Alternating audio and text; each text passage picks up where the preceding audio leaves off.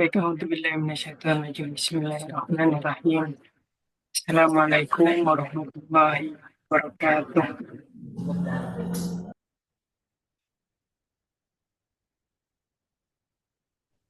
Puji syukur kepada Tuhan Yang Maha Esa, kita bisa berkumpul acara workshop menulis buku dari SBM. Baik, kepada yang terhormat Rektor, Direktur, Kaprodi, dan yang sebagai penghubung Ibu Lia Emilia Farida SEMM CML dari Poliban, yang terhormat dari Yayasan Naula Hipatia Aferus, Direktur APSK Dr. Nardaya, tim APSK, dan yang terhormat pula yang saya banggakan mahasiswa-mahasiswi semester 4 dari Poliban ANSI yang berbahagia.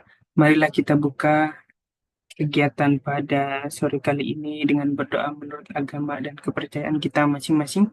Berdoa dimulai.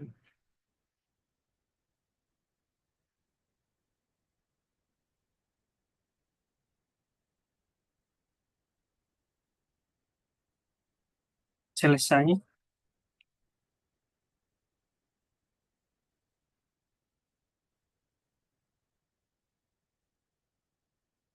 Baik, Bu Lea sudah di Zoom?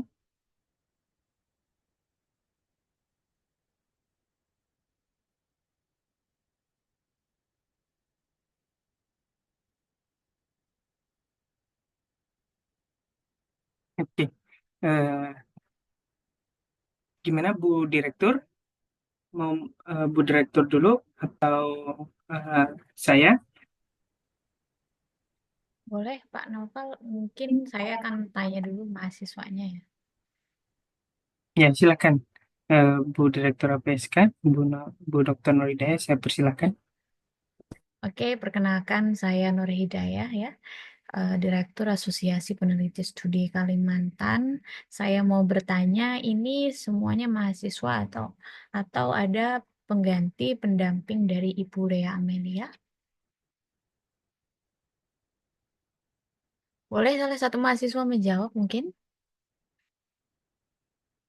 Mina Hidayah ya, namanya sama nih kayak saya, Mina. Tapi saya nggak punya Mina, cuma ada Hidayah aja.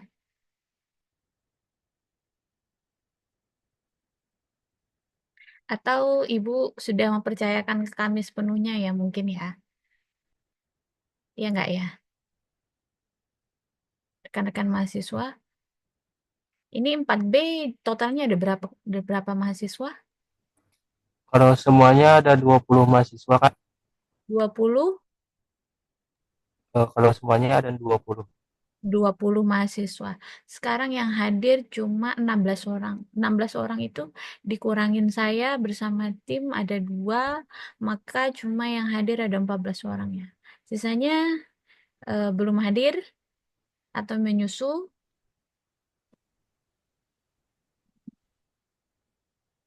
Fatur, are you still there?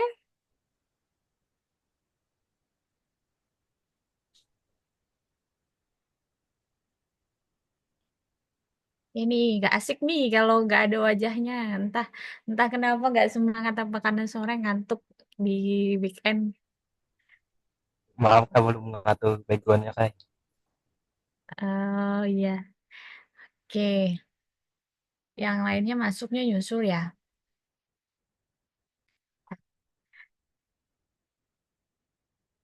Oke, sepertinya menyusul. Oke. Boleh lah ya kalau menyusul. Mau perkenalan nggak dulu nih? Eh, karena kita akan intensif dalam 1 bulan untuk saling chit-chat ya, untuk saling tektokan, bertanya kabar, bukan kabar kabar lagi apa, lagi ngapain ya. Yang saya tanya adalah kabar progres penulisan nanti. Jadi saya dan Pak Dr. Naufal sekaligus di sini eh, juga merangkap sebagai mentor dalam penulisan buku kalian yang nanti akan menjadi tugas UAS kan ya di mata kuliah Ibu Rea. Betul nggak? Betul, Ibu. Oke. Oke. Nah, Ibu sudah bergabung. Mungkin ada yang mau disampaikan terlebih dahulu, Ibu.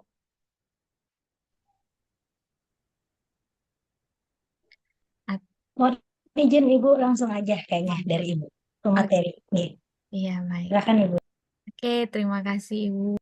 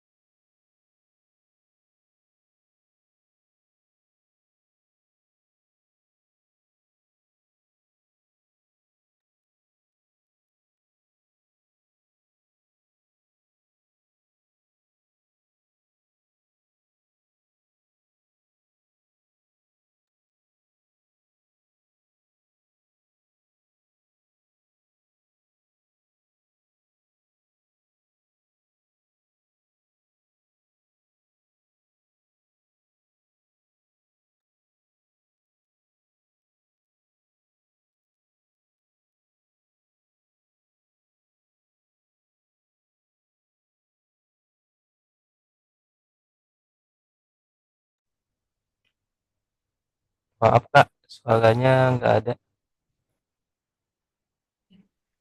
Oke, dari tadi saya ngomong, oke, saya ulangi ya. Nah, ini adalah modul penulisan book chapter kami. Jadi nanti kami memiliki penerbitan, nanti kami bantu langsung melalui modul penulisan ini. Tapi sebelum itu sekali lagi saya mau tanya, karena bentuknya mentorship, maka nanti pasti akan ada juga mahasiswa yang mungkin sudah lebih jauh punya pengalaman yang lebih baik dari teman-temannya. Ya. Ada nggak yang udah terbiasa nulis kolom-kolom opini di Afkaruna misalnya gitu, atau tembus tembus tulisan-tulisan populer gitu, atau suka ikut lomba-lomba esai gitu, ada nggak sebelumnya yang bahkan mungkin terbiasa untuk menulis gaya selingkung populer, atau sejauh ini mm, masih berkecimpung dalam dunia makalah saja misalnya. Tadi kelas ini ada nih yang mungkin excellence based on excellence lagi gitu. Fatur? Biasanya cuma nulis makalah-makalah buat tugas aja Kak. Belum Oke. ada pengalaman lebih daripada itu. Oke, oke. Mungkin karena sibuk ya mahasiswa.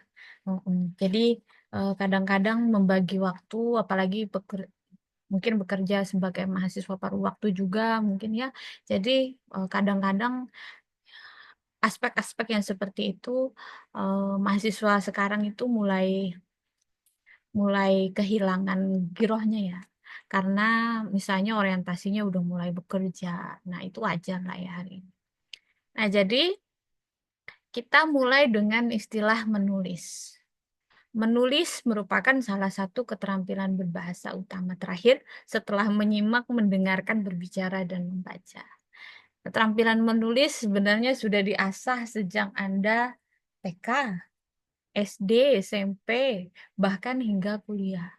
Tapi apakah menjamin tulisan itu sudah benar secara akademis? Nah, itu tergantung lagi-lagi ya, based on experience kalian, berdasarkan pengalaman kalian.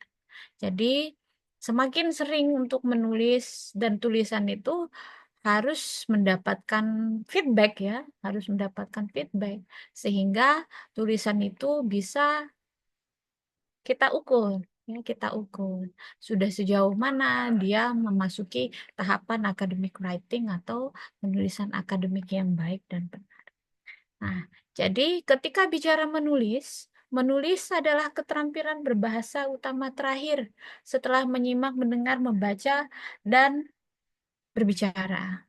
Kadang-kadang mahasiswa yang mohon maaf dia suka menjadi aktivis. Nah, ini banyak kasus ya, aktivis. Ya, dia senang demonstrasi, dia ikut pergerakan di akar rumput, dia ikut HMJ, HMPI dan kawan-kawan.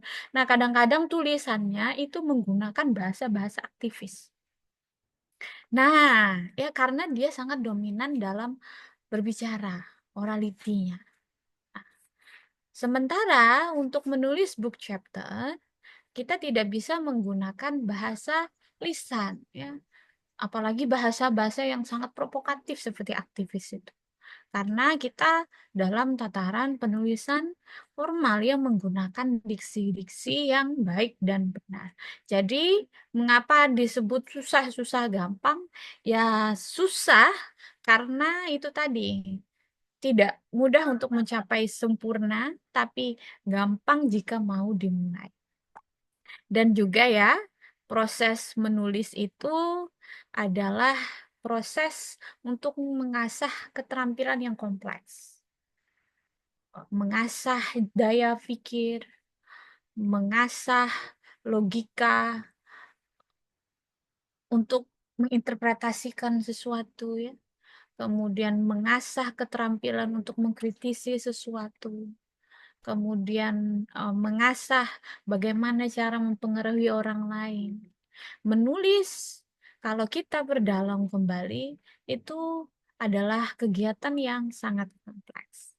Meskipun dengan kompleksitas yang demikian, menulis jika dijalani dengan persisten atau kita sebut disiplin, ya pasti kualitas tulisannya bagus. Saya punya teman, dia bukan aktivis, dia mahasiswa S1 ya, S1 juga.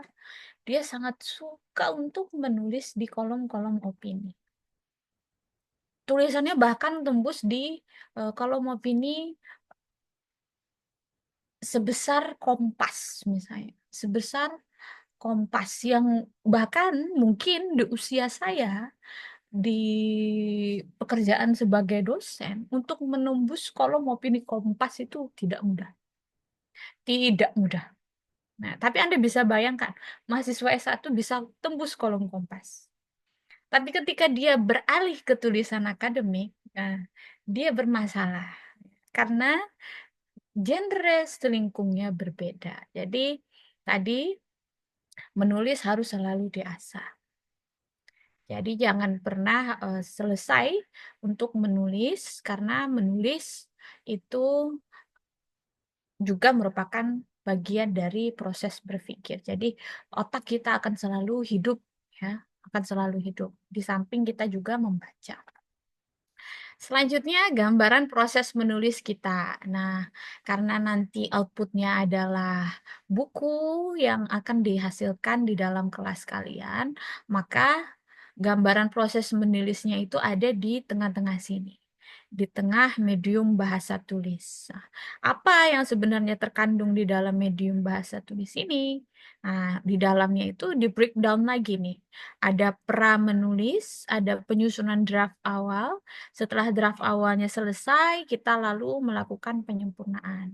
Nah, penyempurnaan nanti ini nanti sudah kita dampingi ya, mulai dari pra menulis sampai penyempurnaan. Kalau sudah masuk ke penyuntingan, ini udah urusan kami ya, untuk editing, layout, dan penyempurnaan template dan sebagainya. Setelah selesai, baru kita masuk ke penerbitan. Nah, setelah finishing di penerbitan, buku kalian sudah publish, baru masuk lagi ke tataran idea. Jadi, di proses medium bahasa tulis ini, kalian mulai dulu di tataran idea, gagasan, ide, ya. Semuanya berangkat dari ide, semuanya berangkat dari pertanyaan, permasalahan pertanyaan. Kemudian dituliskan ke dalam medium bahasa tulis, kemudian melalui proses penerbitan, lalu kembali lagi ke sebagai produk bacaan yang mengandung idea. Jadi ini ya gambaran proses menulis yang akan kalian lalui dalam kurun waktu 1 bulan ke depan bersama kami. Kita lanjut ya, modal dasar menulis. Nah, saya yakin mahasiswa sudah punya modal dasar itu. Sudah lihai lah ya, bagaimana seni untuk membaca. Jadi bagaimana seni untuk menangkap skemata pengetahuan dari sebuah tulisan. Nah, jadi yang paling penting dan paling utama itu adalah familiaritas terhadap isu yang akan ditulis. Nah, pengetahuan tentang isi tulisan ini tentu sekali lagi harus dimulai dengan membaca. Makanya menulis adalah tahap akhir dari kreativitas yang disampaikan melalui tulisan. Dan pengetahuan ini nanti ya tentang isi tulisan bisa diambil dari mana saja sebagai proses observasi awal.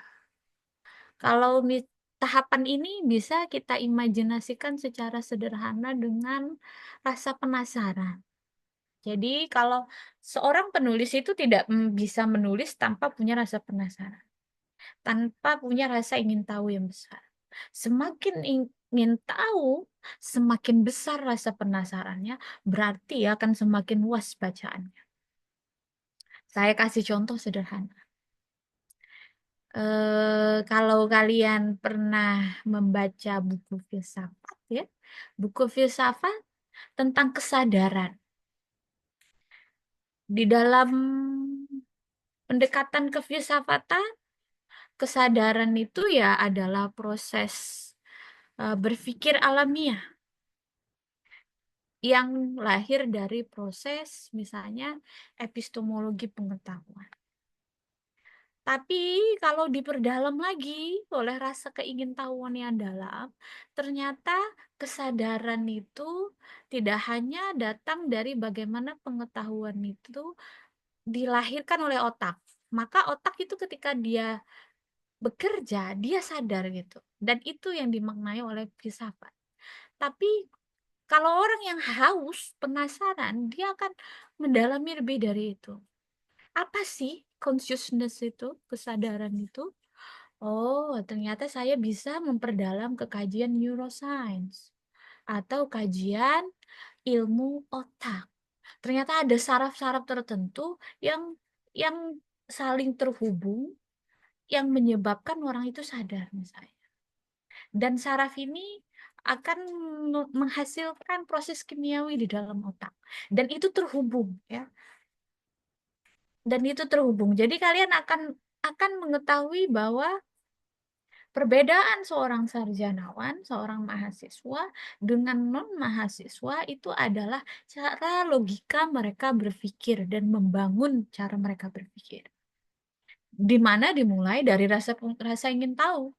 Rasa ingin tahu itulah yang akan memperoleh pengetahuan tentang isi tulisan tadi atau skemata pengetahuan tadi. Nah, itu modal dasar, rasa ingin tahu. Itu penting sekali.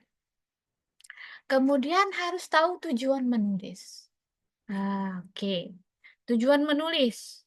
Kenapa penting harus membaca tujuan menulis?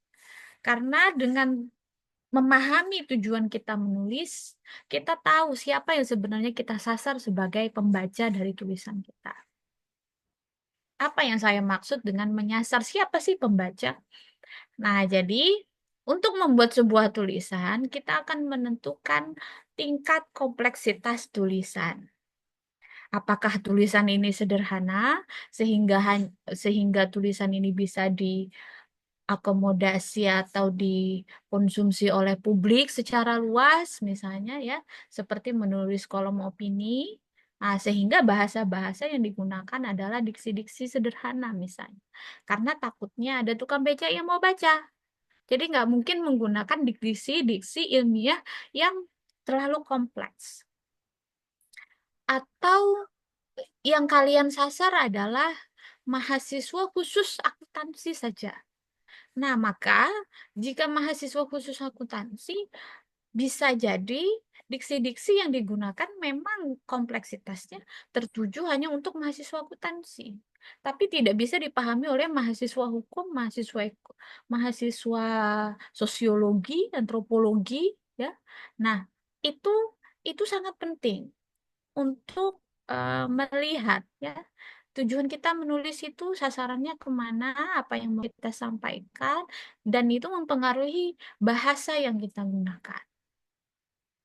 Nah, selanjutnya ada tambahan ya, karena kita akan menulis buku, maka tujuan kita adalah untuk menyampaikan informasi. Sederhananya. Tapi jika ingin dieksplisitkan lagi tadi ya, kita juga harus membaca level pembaca kita. Apakah buku ini nanti ingin dikonsumsi oleh lebih banyak generasi-generasi milenial misalnya ya, atau khusus pemuda saja, atau bisa dibaca semua kalangan ya, maka bahasanya harus lebih sederhana.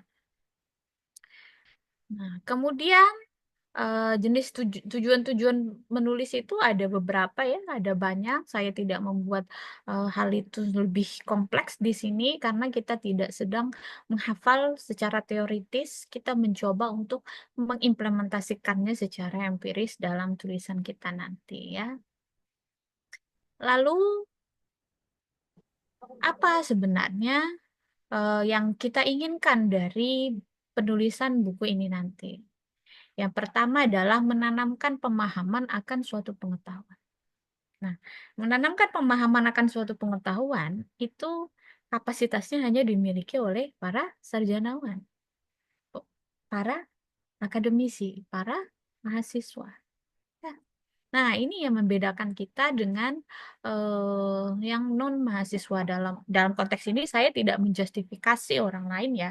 Saya mengatakan bahwa kita mempunyai tugas pokok ketika kita menulis, kita bisa memberikan pengetahuan yang valid, yang baik, yang benar, yang tidak bisa diakses oleh orang yang tidak memiliki background akademik.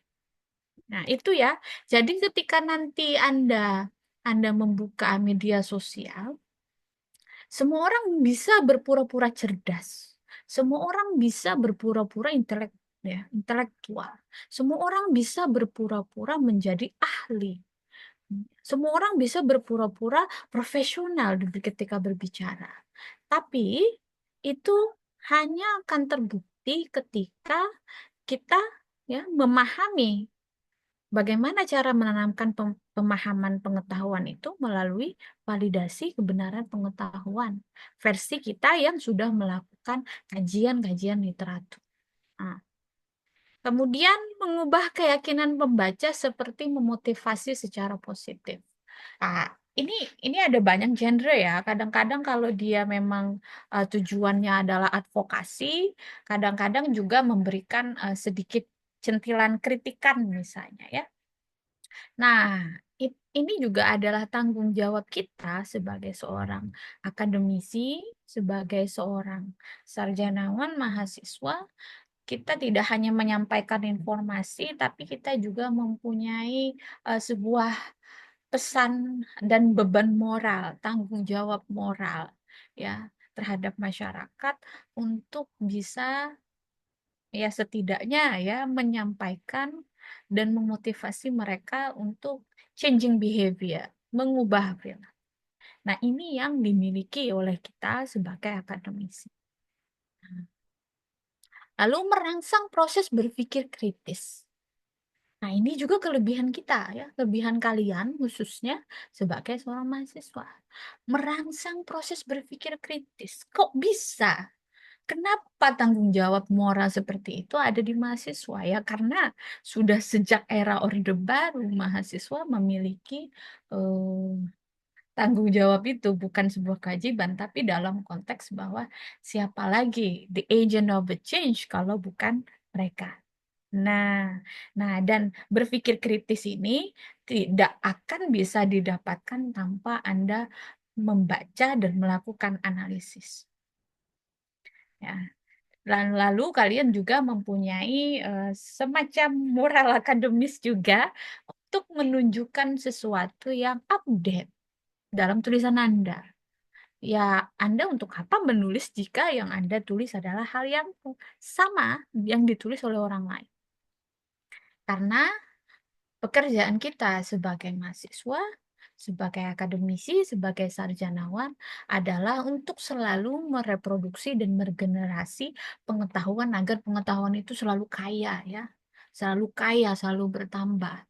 Jadi pengetahuan itu selalu updating ya. Itu pekerjaan kita dan pekerjaan kita itu dihasilkan melalui tulisan. Nah, itu bagian dari eh, semacam tanggung jawab moral akademis ya sebagai seorang mahasiswa, sebagai kalangan yang terdidik. Ya. Lalu kita kemudian masuk ke persoalan yang lebih kompleks, yakni kesulitan umum yang dihadapi oleh penulis pemula. Nah, saya pun ya tidak bisa menegasikan fakta bahwa saya pun sering mengalami ini. Di aspek kreativitas sulit melahirkan ide, sulit kadang-kadang harus berpikir lama, merenung dulu gitu ya, atau misalnya harus pergi ke tempat mana dulu untuk melahirkan sebuah ide, apalagi nanti sudah di tugas akhir bingung, writing block, tidak bisa berpikir, buntu, itu adalah hal yang wajar, hal yang dihadapi oleh semua penulis. Bahkan setelah mengalami kebuntuan berpikir, buntu lagi mengembangkan pikiran. Nah, jadi kebuntuan itu akan selalu ditemui. Ya, betul sekali. Caranya apa? Istirahatkan diri Anda dari tulisan Anda. Ada yang memilih mungkin untuk beristirahat sehari, 2 hari, menjauhkan diri dari tulisan itu agar dia bisa refresh ya, refreshing cara berpikir, refreshing, cara membangun perspektif dan paradigma, nanti dia kembali lagi merenungkan lagi, menulis kembali. Nah, ini jika sudah masuk ke tahap writing block atau mengalami kebuntuan dalam berpikir ya, dalam menulis. Kemudian kesulitan untuk menggunakan bahasa tulis yang benar. Nah, kesulitan ini ya, tentu karena tidak suka mempraktekkan menulis. Ya meskipun sudah sering puluhan kali membuat makalah ya, tapi menyajikan dalam bahasa tulis yang benar itu harus terus kita sebut dengan upgrading. Jika Anda berkenalan dengan teman-teman di atas dari kalian atau yang sudah masuk ke tahap penulisan tugas akhir, meluangkan waktu menulis lebih dari 1 hari itu mungkin lebih dari 12 jam. Nah, itu pun belum tentu bahasa tulis yang mereka gunakan adalah bahasa tulis yang benar. Sehingga harus selalu diupayakan, harus selalu didisiplinkan untuk menulis ya. Juga kesulitan untuk menemukan isu aktual. Mungkin aktualnya udah bisa, tapi kadang kesulitan untuk menghubungkan dengan ide yang lain. Misalnya ada isu tentang yang baru apa nih di TikTok atau di Instagram. Tagar-tagar apa nih yang baru di Instagram? Azizah, tagar apa yang lagi viral di Instagram?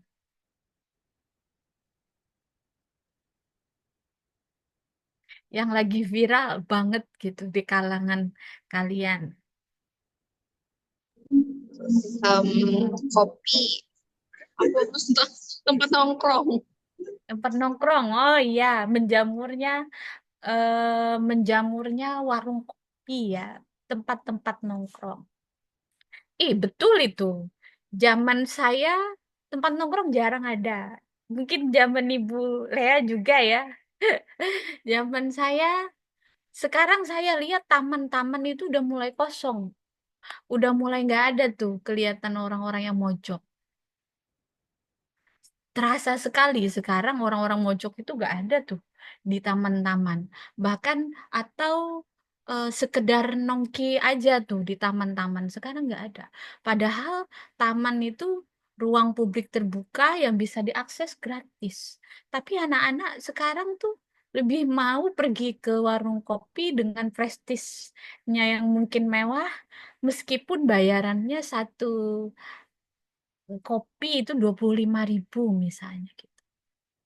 Nah, ini ini tagar-tagar seperti ini kan bisa digunakan sebagai isu untuk menulis ya. Pergeseran ruang publik muda. Nah, dan pergeseran ruang publik ini apakah menggeser relasi pemuda-pemudi hari ini, mahasiswa hari ini dengan ikatan emosional mereka terhadap lingkungan dan ruang terbuka hijau? Kan jadi kalau kalau kalau punya rasa penasaran setinggi itu pasti akan melahirkan sebuah tulisan hanya dengan pertanyaan mengapa, ya, hanya dengan pertanyaan mengapa. Nah, jadi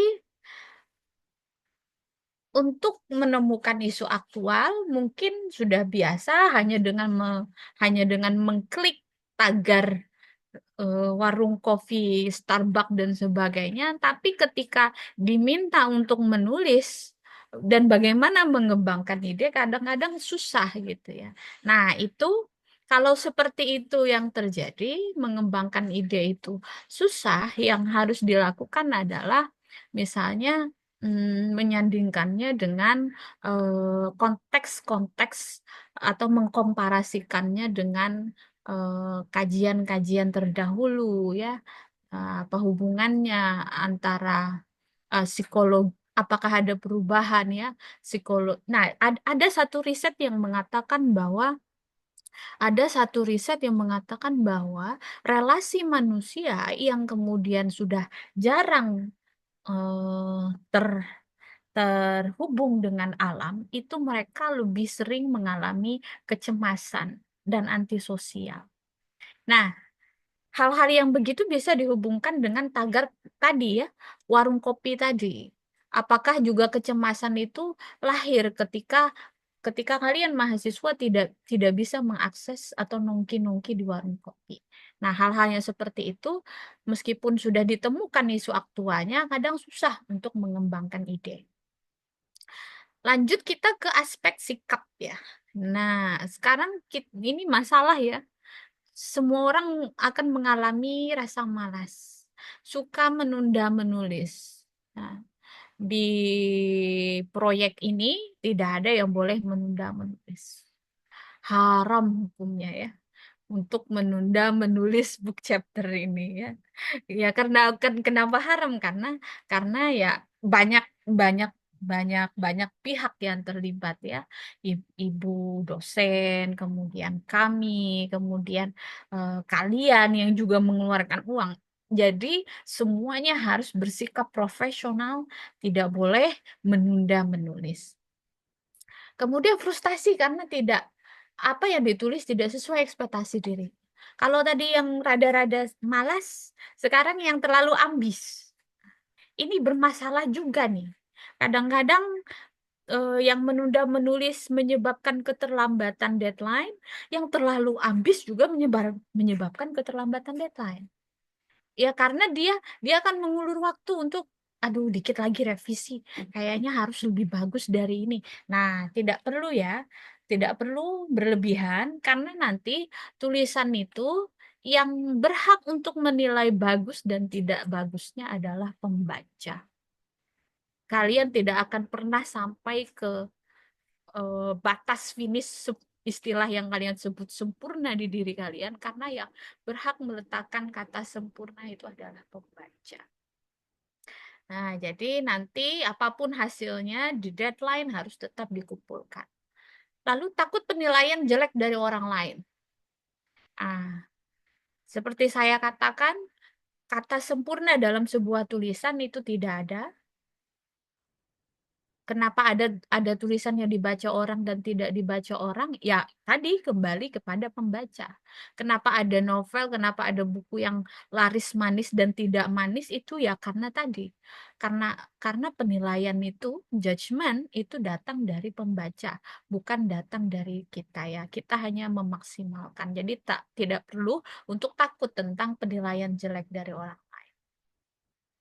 Lalu boleh ya nanti kalau misalnya punya rekan sejawat yang yang mungkin sudah lama berkecimpung dalam tulis menulis ya, dan mungkin mereka mempunyai teknik yang teknik yang bisa kita katakan sebagai teknik yang lebih adaptif bagi kalian sebagai mahasiswa dibandingkan kita yang lebih tua yang mungkin mempunyai gaya menulis yang sudah jauh lebih dulu kita gunakan karena bisa saja gaya belajar kalian dengan gaya belajar kami itu berbeda. Jadi kalau misalnya ada teman yang pernah ikut lomba call of paper artikel, misalnya juara artikel tingkat nasional ya, boleh belajar ke mereka gitu ya.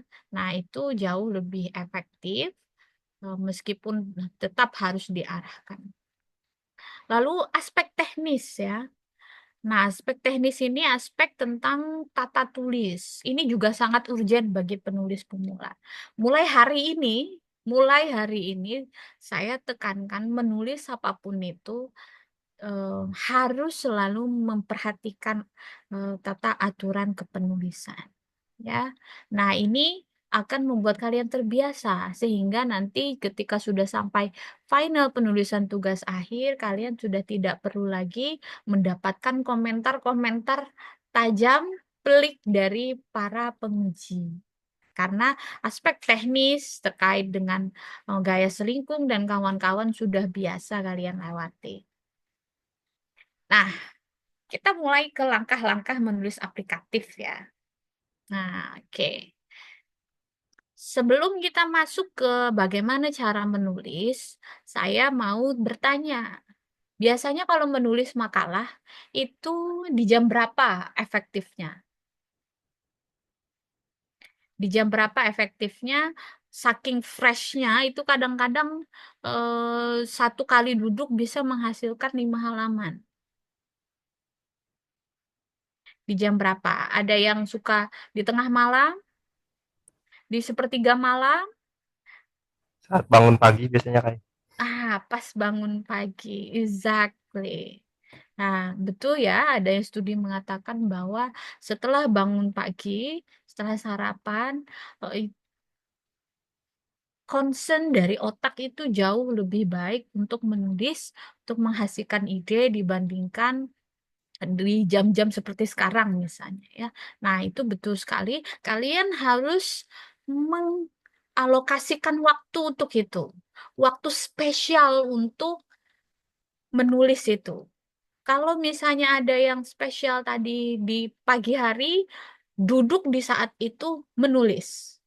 No more phone or no more social media. Jangan membuka media sosial ketika Anda menulis. Itu distraktif banget. Itu mengganggu otak kalian. Ya mungkin gaya menulis orang beda-beda ya.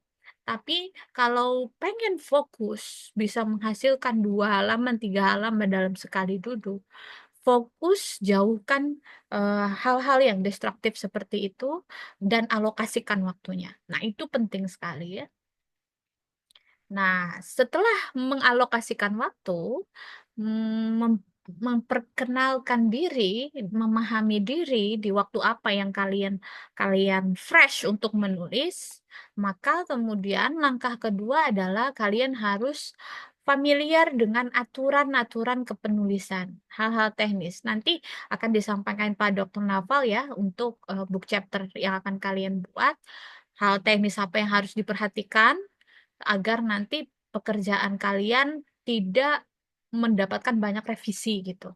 Jadi saya tidak meminta kalian untuk ambisius perfeksionis di awal banget gitu ya, enggak, tapi saya meminta kalian untuk mengadaptasi diri untuk terbiasa disiplin, menerapkan aturan-aturan jika misalnya kalian mulai menekuni sebuah pekerjaan menulis, baik itu menulis artikel, skripsi, dan kawan-kawan. Kalau misalnya ada aturan tertentu yang harus dibiasakan, kalian harus membiasakannya sedari awal menulis. Jangan, jangan udahlah, nanti persoalan KBBI-nya belakangan aja. Tulis dulu 100 halaman, nanti kalau udah 100 halaman, baru cek grammarnya misalnya. Atau baru cek tata bahasanya misalnya. Udahlah nanti aja belakangan. Wah itu nanti masalah tuh. Masalah banget. Tapi kalau sudah dari awal, oh iya, nggak boleh menggunakan bahasa lisan misalnya. Karena misalnya menggunakan bahasa daerah misalnya ya dalam menulis, tapi karena udahlah nanti bisa diubah, jangan ya. Dari awal sudah harus mendisiplinkan diri bahwa tidak boleh menggunakan bahasa lisan dalam penulisan formal ilmiah. Nah, selanjutnya adalah pilih topik yang menarik perhatian Anda agar Anda tidak pernah bosan menuliskannya. Langkah ini penting untuk mempertahankan ritme dan konsistensi, termasuk nanti tugas akhir. Memilih tema tuh jangan serampangan. Kenapa ada kakak tingkat yang baru selesai 7 tahun, 8 tahun, 9 tahun. Kadang-kadang merasa salah tema. Salah salah judul katanya gitu kan. Nah, itu bukan salah judul. Salah topik yang dipilih. Karena topik tidak lagi menarik untuk mereka tulis, ya. Nah, tapi kalau topik itu sudah dari awal memang sudah cinta, nanti kalau ujian berupaya dipertahankan semaksimal mungkin, ya kalian akan menyelesaikannya sampai akhir. Nah, itu bukan persoalan salah judul, tapi udah nggak tertarik lagi sama topik itu. Aku udah bingung sama topik itu. Udah buntu kayaknya gitu. Enggak ya.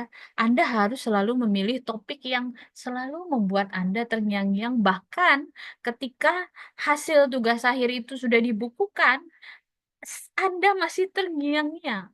Anda membaca pun, Anda membuka pun, Anda akan mengatakan, wah kok keren tulisan saya kemarin.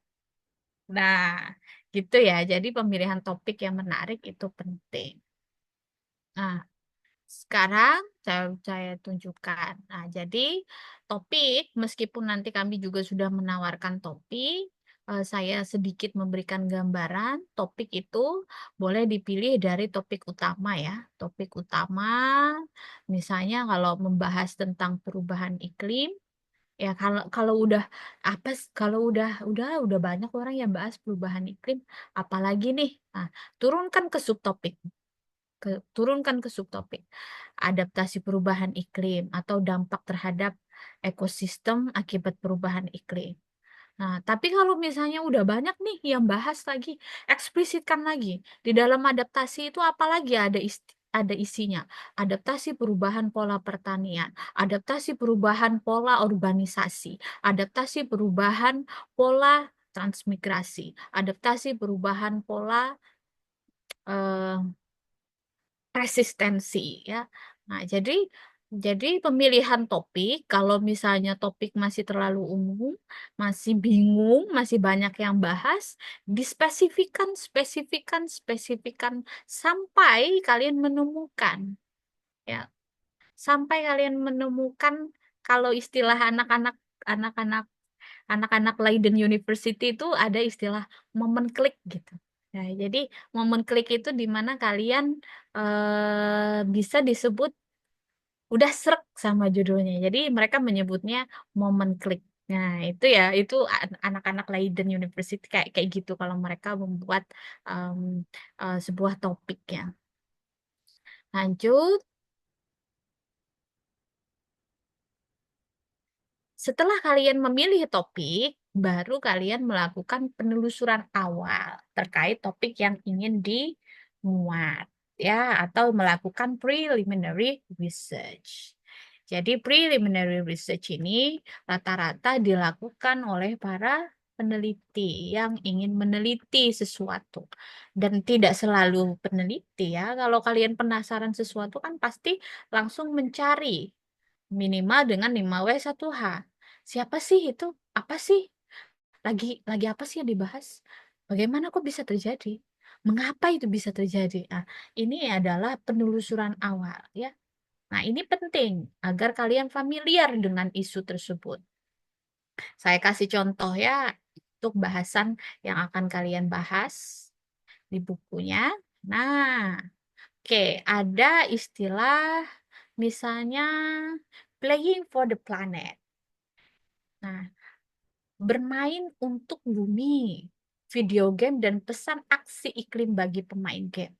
Apa hubungannya pemain game dengan pesan-pesan memelihara lingkungan gitu ya.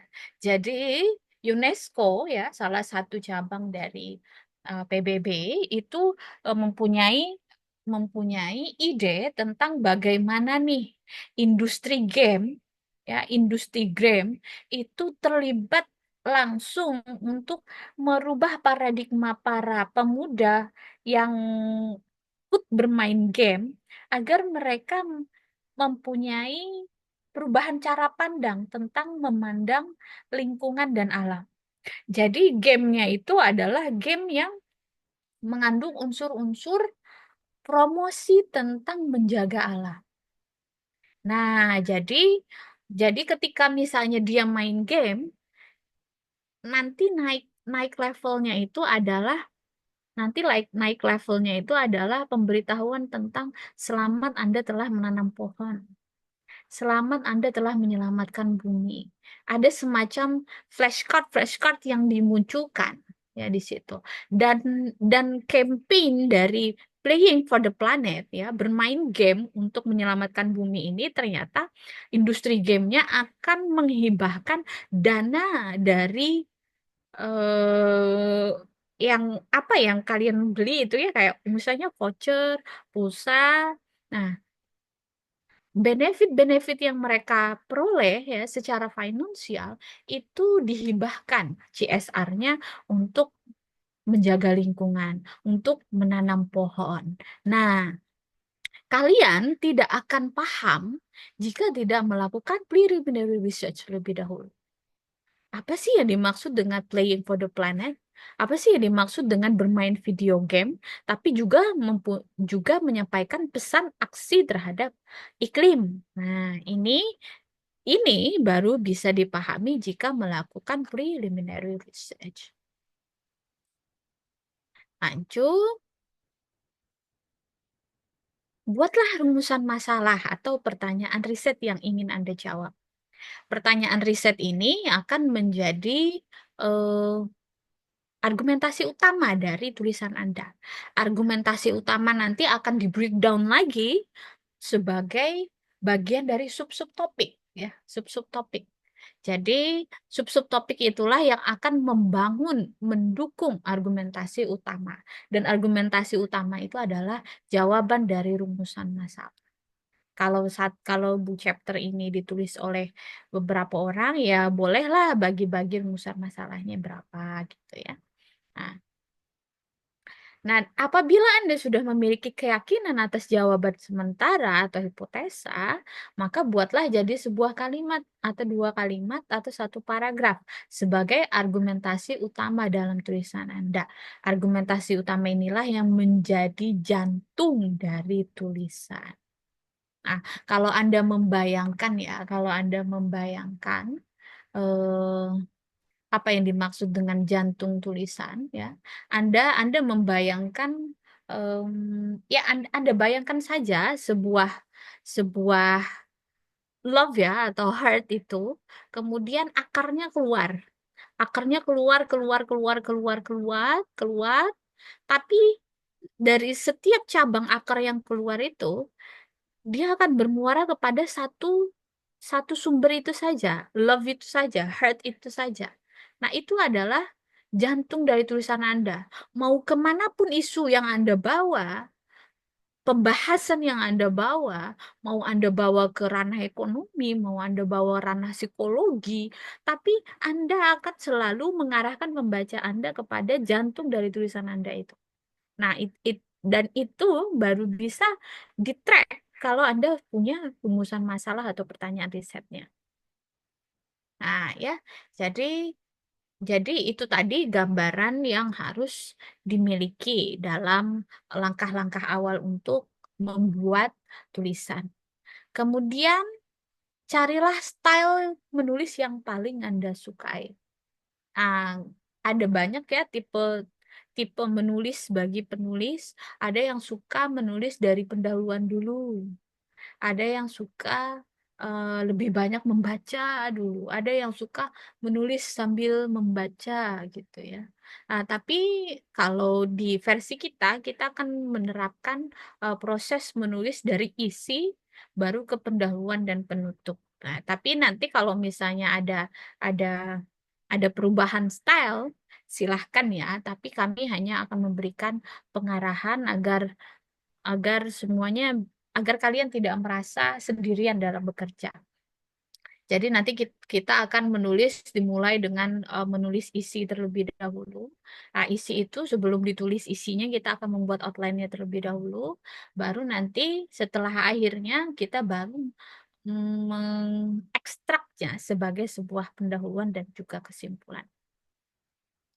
Oke, sampai sana ada yang mau didiskusikan terlebih dahulu nggak?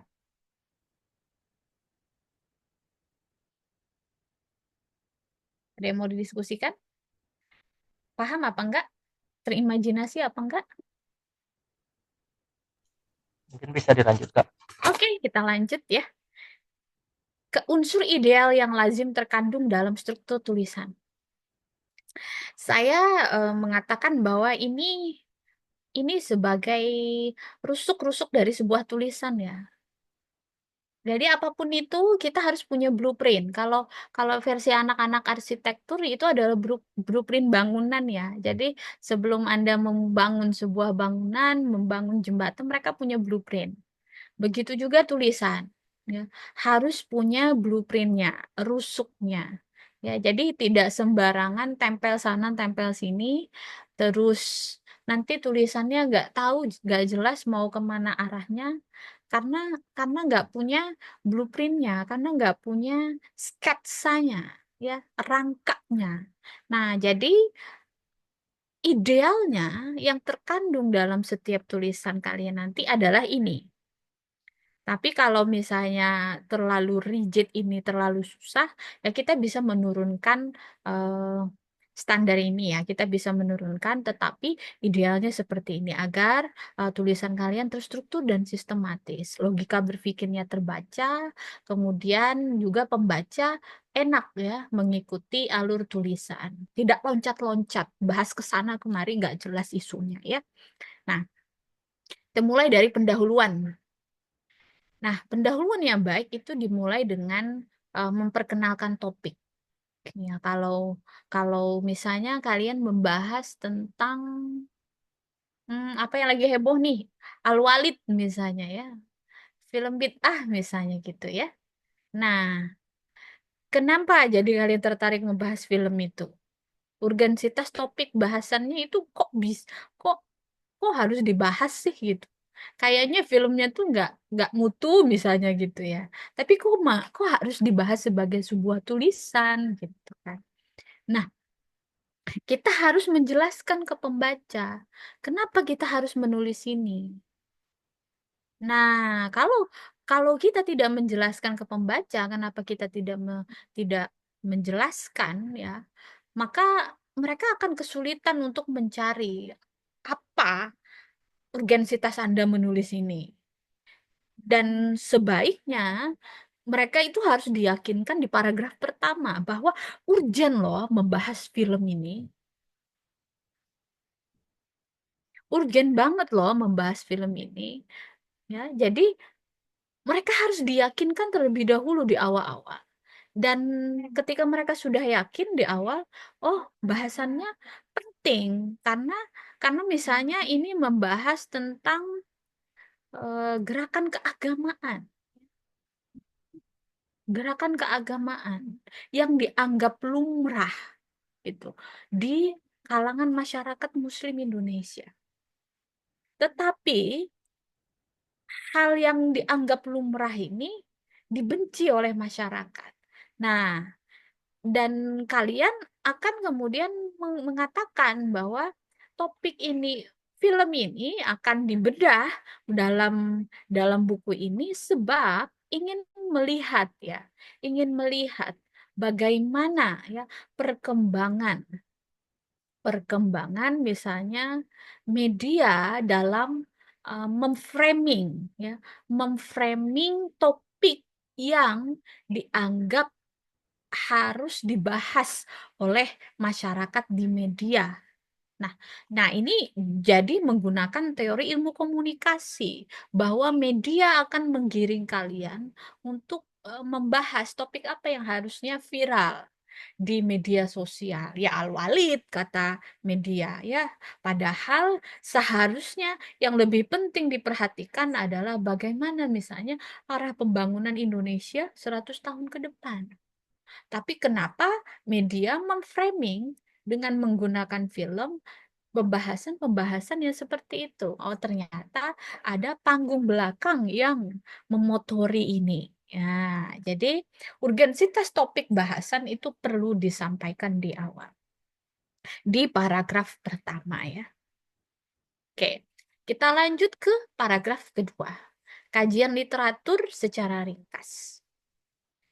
Nah, jadi yang membedakan kita mahasiswa sarjanawan akademisi dengan yang non ya, itu adalah mata rantai pengetahuan kita itu terkoneksi sampai bahkan era abad Yunani kuno.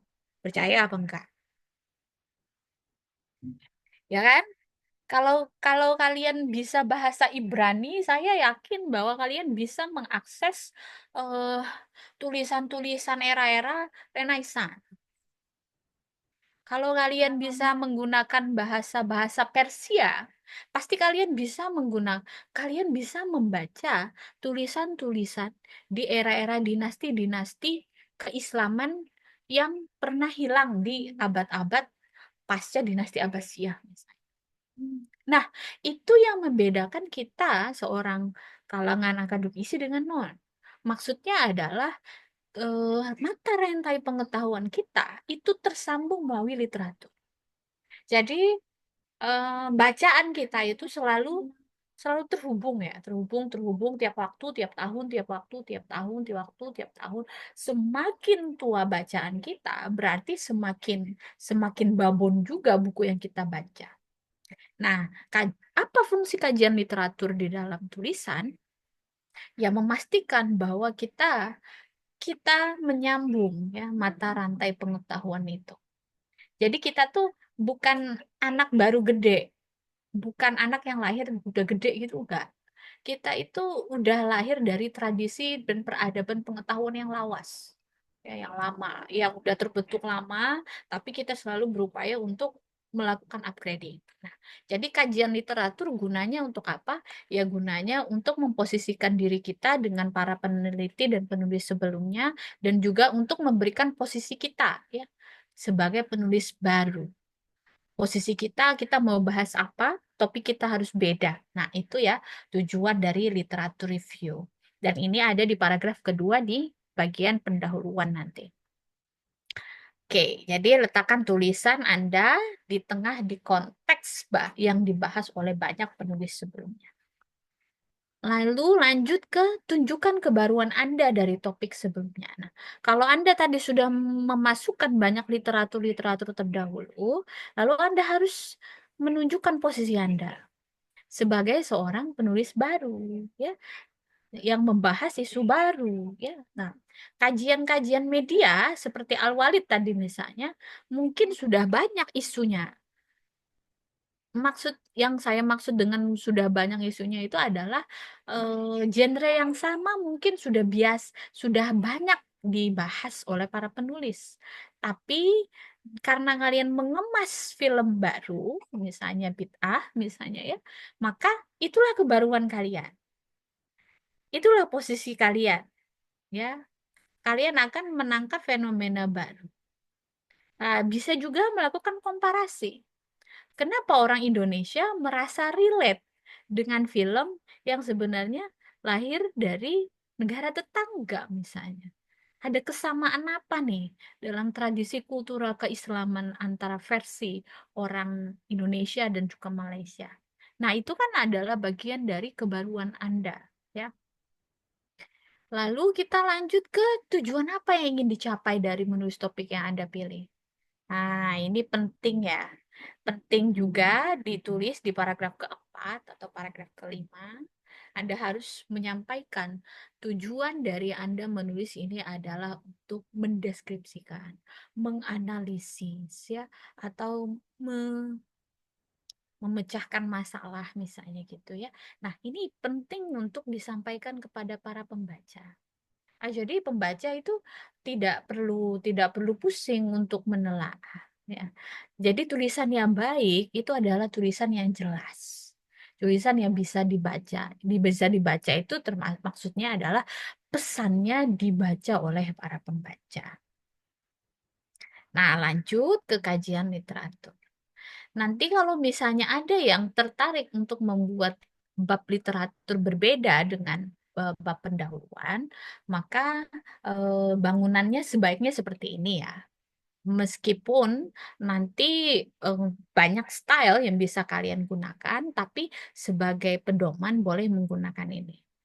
Jadi misalnya tadi saya ingin membahas tentang distress iklim ya. Distress iklim ini kan adalah diksi yang cukup asing ya, cukup asing. Nah, konsep-konsep kunci seperti itu harus dikeluarkan di dalam literatur. Dan kalau sudah misalnya dikeluarkan di dalam literatur, dia harus didialogkan, didiskusikan. Nah, jadi kalau membuat literatur, kajian literatur itu tidak hanya menempel ya. Tidak hanya menempel, dalam konteks menempel itu Anda hanya menampilkan. Misalnya Anda hanya menunjukkan bahwa si Rudy sudah melakukan riset terkait dengan distress iklim atau kecemasan ekologi misalnya ya. Atau tentang mazhab Austrian School of Economy misalnya gitu. Atau misalnya Adam Smith dengan teori invisible hand misalnya. Hanya menunjukkan itu, tidak. Anda harus mendiskusikan literatur itu. Jadi kalau misalnya Adam Smith sudah membahas tentang invisible hand, ya, maka Anda harus membahas lagi teori Chicago School of Economy misalnya, ya, mazhab ekonomi dari Chicago. Nah, Anda harus mendiskusikannya. Bagaimana pendapat mereka tentang kapitalisme misalnya, ya. Nah, literatur yang seperti itu yang berkelindan, berdialog itu menarik. Ya. Menarik. Seolah-olah si pembaca itu melihat melihat melihat sebuah orang yang berdiskusi di dalam tulisan itu. Nah, setelah diskusi itu dibuat di dalam literatur, didukung oleh argumentasi dan fakta, statistik, data, dan sebagainya, baru Anda masukkan analisis Anda. Nah, analisis itu opini ya, boleh opini. Opini yang dibantu dengan teori yang kalian gunakan, ya. Nah, selanjutnya, jika misalnya memisahkan bab metodologi, tentu harus lebih eksplisit. Tapi hal ini tidak perlu dilakukan dalam konteks ini. Metodologi boleh nanti dimasukkan di bab pendahuluan 1-3 kalimat ya. Kalian misalnya menggunakan pendekatan kualitatif ya, dengan metode kajian kepustakaan misalnya ya. Lanjut ke pembahasan temuan dan analisis. Nah, temuan dan analisis ini nanti langsung jadi satu ya. Jadi satu, jadi temuannya apa, kemudian yang ditemukan itu kemudian kalian analisis. Jadi jangan hanya mengutip saja. Harus ada opini kalian, harus ada argumentasi kalian. Jangan hanya memberikan panggung kepada penulis-penulis terdahulu. Mengutip saja kerjaannya. tapi nggak pernah memberikan pendapat ya. Nah, itu juga tidak baik ya, karena kalian tidak menunjukkan daya kreativitas kalian, daya kritis kalian. Setelah kalian menunjukkan setelah kalian menunjukkan argumentasi dari misalnya argumentasi utama dari sebuah topik, kemudian kalian mengutip banyak literatur, banyak teori, ya, itu juga harus dikritisi, ya, dikritisi dalam konteks apa pendapat kalian, bagaimana kalian menginterpretasikannya, bagaimana cara kalian membaca fenomena itu. Kalian harus berpendapat di dalam tulisan itu. Jangan sampai di tulisan kalian nggak ada. Panggungnya dimiliki oleh orang-orang besar yang kalian kutip. Adam Smith, Malthus, ya. Jangan begitu ya.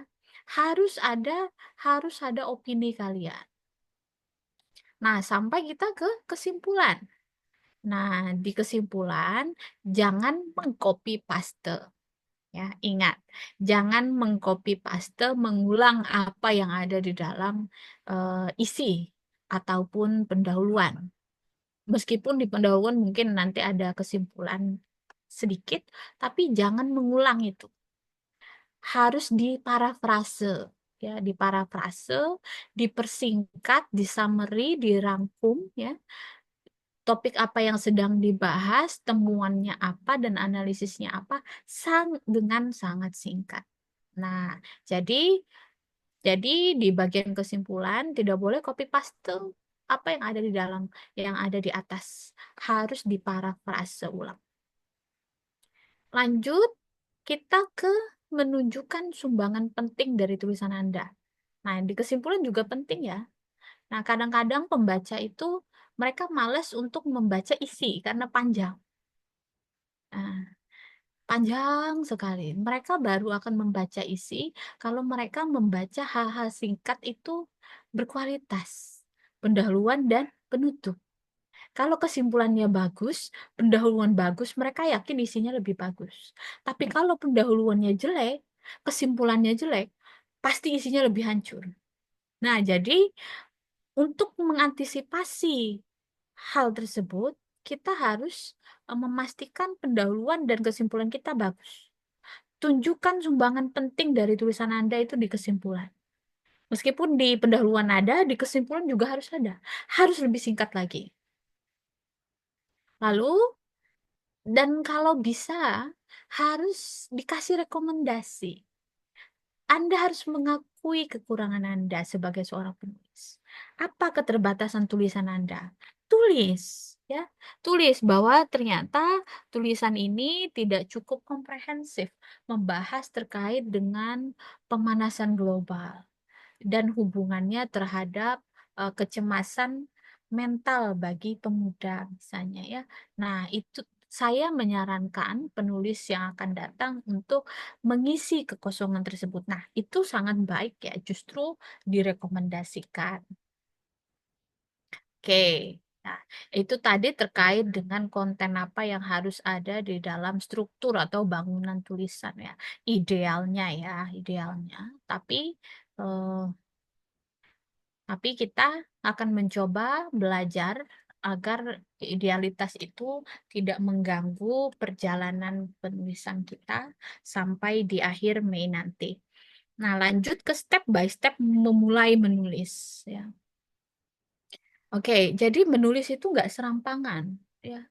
Se seenaknya maunya mulai dari mana gitu ya. Meskipun mungkin ada style-style di mana ada tipe orang yang kalau menulis, kalau dia nggak selesai dengan satu subbab, dia akan pindah untuk menulis subbab yang lain. Ada ya, tipe orang yang begitu ada. Nah, itu sekali lagi itu style dalam menulis. Tapi karena kita perlu memastikan bahwa tulisan itu sistematis, maka dia juga harus punya kerangka awal ya, mulai dari pendahuluan, pembahasan, kesimpulan, dan daftar pustaka. Itu sudah harus ditentukan, karena nanti kami hanya akan meminta kurang lebih 15-an halaman ya. Jadi sudah harus kalian tentukan. Jangan lebih dari 2 halaman untuk pendahuluan misalnya. Jangan lebih dari 9 halaman untuk pembahasan. Jangan lebih dari 1 halaman untuk kesimpulan. Jangan lebih dari misalnya 2 halaman atau 5 halaman untuk daftar pustaka. Nah, kenapa hal itu dilakukan? Agar kita mematuhi ya aturan yang diatur oleh penerbit. Nah, kalau misalnya di skripsi atau tugas akhir nanti ada aturan bahwa tidak boleh kurang dari 10.000 atau 20.000 kata. Nah, itu juga harus di breakdown ya, di breakdown. Nah, setelah kita breakdown secara general, baru kemudian kita lebih fokus. Nah, kita masuk ke pembahasan. Ketika kita bilang pembahasan ada 9 halaman, nah kita tuh mau bahas apa sih di pembahasan? Mau berapa subtopik sih? Mau 5 subtopik? Kalau ada 5 subtopik dengan 9 bahasan, maka ada berapa halaman dalam satu subtopik? Nah, itu juga harus dipastikan ya, agar kita tidak melewati aturan yang diatur oleh penerbit. Nah, kalau misalnya 9 halaman, kalian cuma punya 3 subtopik, maka cukup dibagi 3. Kalau kalian misalnya punya 4 subbahasan, 4 subbahasan dalam satu pembahasan, tapi cuma punya 9 halaman, maka mungkin ada yang 2 halaman, ada yang 1 halaman misalnya gitu ya. Nah, setelah membreakdown ke sub-subtopik, dari pembahasan masuk ke subtopik, subtopik harus di breakdown lagi ke paragraf. Nah, jadi di paragraf itu nanti harus di breakdown. Mau berapa paragraf untuk mencapai 3 halaman itu. Nah, kenapa ini dilakukan? Kok rigid sekali, kaku sekali ya untuk menulis. Ini bukan kekakuan ya, tapi pedoman agar tulisan kita sistematis ya, agar tulisan kita urut ya, logika pikirnya baik ya.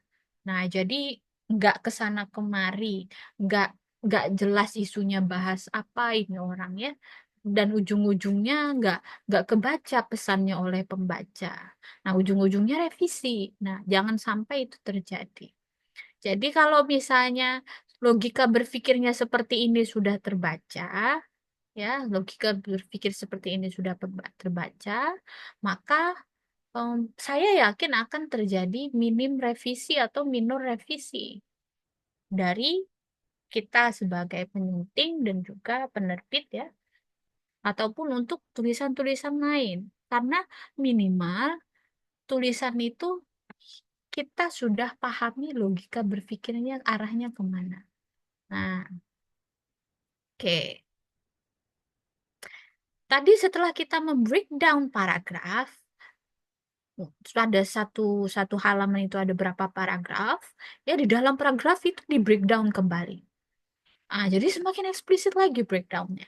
Jadi Kak, ini ilmu mahal loh ya, ini ilmu mahal. Saya mendapatkan ini dari dosen dari Austria dan juga dari Amerika Serikat.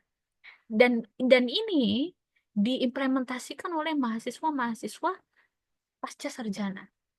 Jadi beruntung sekali kalian diakomodasi oleh Ibu Lea ya untuk memahami ini, karena ketika kalian sudah membiasakan diri sejak semester 4 ya, saya yakin ketika kalian sudah mengalami tahap major matang dalam menulis, nanti kalau insya Allah ada yang mau lanjut lagi ya sampai kuliah ke jenjang yang lebih tinggi, kalian kalian sudah terbiasa ini tuh nggak perlu bikin outline sebenarnya. Dalam imajinasi aja udah terbayang cara menulisnya. Nah, jadi bangunan dalam paragraf itu pun ada breakdown-nya ya. Di kalimat 1 semuanya harus ide pokok. Di kalimat 2 dia harus berisi argumentasi utama dari penulis. Baru di kalimat 3, 4, 5, 6 dia adalah kalimat-kalimat pendukung. Pro ataupun kontra, terserah ya. Nah, jadi ide pokok, ada argumentasi penulis, ada kalimat pro dan kontra, lalu di kalimat terakhir dari sebuah paragraf dia adalah kalimat transisi ya, sekaligus kesimpulan. Kita kasih contoh ya. Jadi di sini ada sebuah kalimat yang membahas tentang brain drain. Brain drain dapat dipahami sebagai fenomena meningkatnya gerakan migrasi intelektual terampil atau sumber daya unggul yang ada di negara berkembang menuju negara maju untuk memperoleh kesejahteraan hidup yang lebih baik. Nah, jadi misalnya nih di daerah-daerah konflik kayak Ukraina. Nah, brain drain itu sedang panas-panasnya terjadi. Anda bisa membayangkan bagaimana kaosnya jika dokter-dokter di Ukraina memilih untuk mencari penghidupan yang lebih sejahtera di wilayah Eropa lain ketimbang eh, mengurus pasien yang menjadi pasien konflik antar negara Rusia dan Ukraina. Dan migrasi kaum intelektual Ukraina ke wilayah Eropa lain yang disebut dengan brain drain ini ternyata tidak hanya terjadi di daerah-daerah konflik. Ya. Negara-negara berkembang pun di berbagai negara terjadi ya. Maka Anda akan melihat di kalau nanti Anda mempunyai rezeki untuk kuliah ke luar negeri ya, Anda akan melihat banyak sekali diaspora orang Cina, India, Afrika, dan Timur Tengah di Amerika Serikat dan Eropa. Nah, mereka bukan orang-orang, ya meskipun banyak imigran gelap, meskipun banyak eh, banyak banyak pendatang-pendatang refugees ya, atau pencari suaka, tapi tidak sedikit juga orang-orang pinter dari India, Afrika, itu pergi ke Amerika untuk mencari kesejahteraan hidup. Makanya banyak direktur-direktur Google itu orang India, orang Cina, orang Afrika, karena fenomena brain drain ini tadi. Nah, nah itu itu tidak akan dipahami jika kalian tidak menerapkan ini. Nah, harus ada ide pokok yang ingin disampaikan. Lalu harus ada argumentasi yang ingin disampaikan oleh penulis. Baru argumentasi yang dibangun itu harus didukung. Nah, fenomena brain drain di beberapa negara terjadi karena beragam faktor. Nah, karena beragam faktor ini akan di breakdown lagi faktornya. Anda lihat, ya. Nih, misalnya faktornya adalah tidak kondusifnya lingkungan bekerja. Gaji yang diperoleh seorang dokter itu rendah. Maraknya malpraktek, ya, pelecehan seksual dokter perempuan di India dan sebagainya menyebabkan banyak dokter India bermigrasi ke Eropa. Nah, ini tidak akan bisa dipahami pembaca jika bangunan paragrafnya tidak jelas, ya. Nah, ya. Oke, jadi yang terakhir ini adalah judul buku untuk kalian yang akan kami sarankan. Tapi jika ada yang lain atau rekomendasi yang lain, kami kami kami sangat bergantung dengan daya daya cipta kalian ya, karena kami hanya akan memberikan eh, bimbingan seperti itu. Selebihnya adalah kalian yang akan memutuskan mau membahas tentang apa gitu ya. Misalnya ada istilah muda dan nyata representasi coastal warrior di Indonesia. Mau bahas apa sih ini, Bu? Gitu. Mau bahas apa sih? Ya, ini membahas tentang pahlawan pemelihara wilayah pesisir dan lautan di Indonesia. Jadi, jadi di dalam bab 3 ini ya, kita sedang eh, kita sedang apa ya istilahnya, kita sedang ingin menceritakan siapa sih pemuda-pemuda hari ini tuh yang menjadi pahlawan di bidang maritim dan pesisir gitu ya. Nah, jadi di sini kalian akan membahas tentang coastal warrior itu. Jadi muda dan nyata representasi coastal warrior di Indonesia. Siapa aja, apa yang mereka lakukan, perubahan apa yang nyata yang terjadi, bagaimana mereka mereka memotivasi orang lain untuk ikut serta dan sebagainya ya. Jadi Ini hanya sebuah tawaran. Jika nanti masih kalian memiliki rekomendasi lain, tidak masalah. Kami hanya menyediakan agar nanti bisa lebih terarah saja begitu. Demikian ya untuk presentasi saya terlebih dahulu.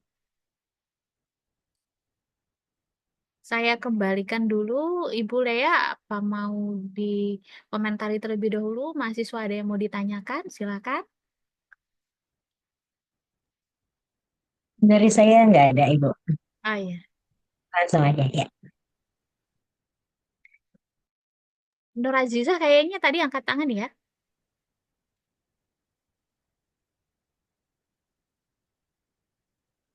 Lagi Kak mau nanya.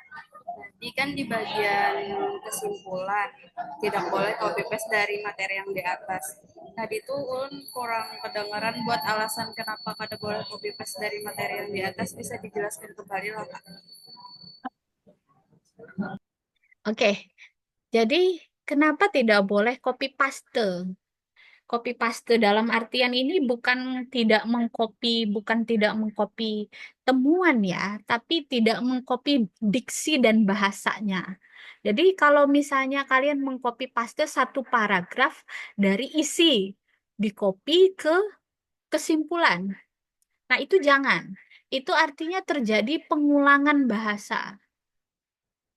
Terjadi pengulangan. Dan itu jangankan itu ya, jangankan mengcopy paste satu full paragraf dari isi.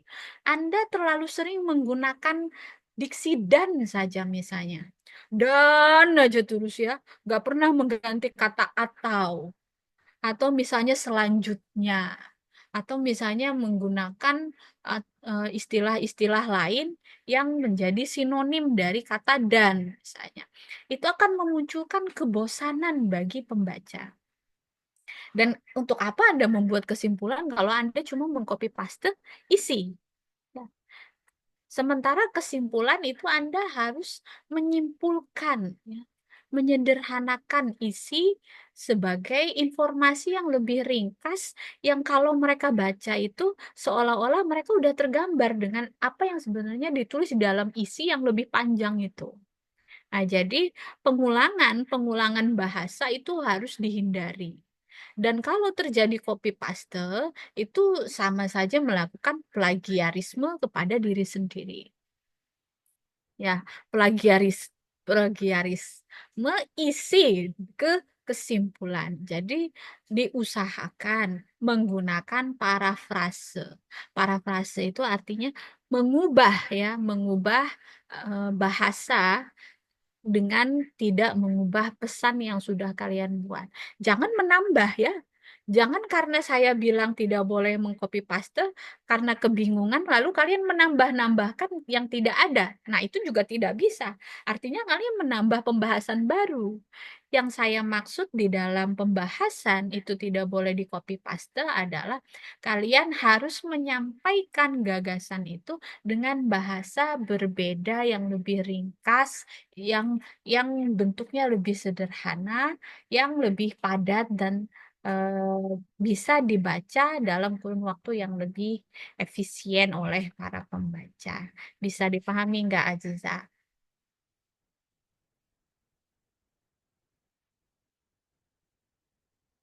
Bisa dipahami nggak? Jadi kalau misalnya nih, parafrase itu ya, Andi pergi ke pasar menggunakan sepeda motor berwarna biru. Kalau di parafrase, maka pesannya tidak boleh hilang. Ya, Andi pergi ke pasar dengan menggunakan sepeda motor biru ya. Jadi boleh mengganti bahasanya bahasa yang lain, tapi pesannya tidak boleh hilang. Misalnya sepeda motor biru yang baru saja dimiliki oleh Andi digunakan untuk pergi ke pasar. Nah, jadi ada proses pengubahan bahasa di situ ketika melakukan penyimpulan. Tentu tadi penyimpulan juga mempunyai aturan tersendiri. Jadi parafrase itu penting dilakukan ya. Nah, jadi sama nanti di pendahuluan kasusnya. Meskipun di pendahuluan menyampaikan sedikit, yang nge-spill sedikit aja tentang isi, tapi juga harus diparafrase. Tidak boleh mengulang diksi yang sama. Itu akan menyebabkan pembaca bosan.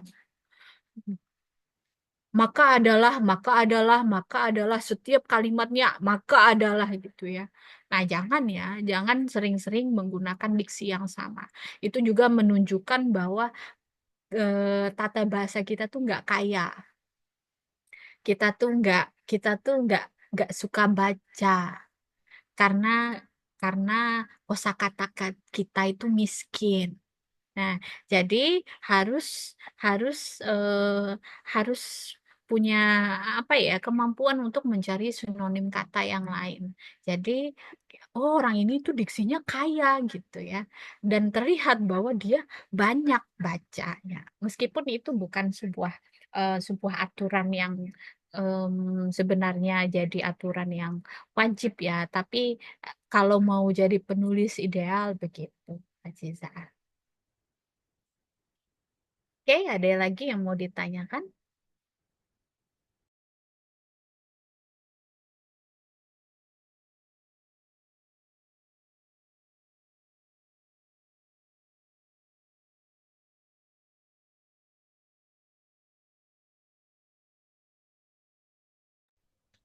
Izin Kak,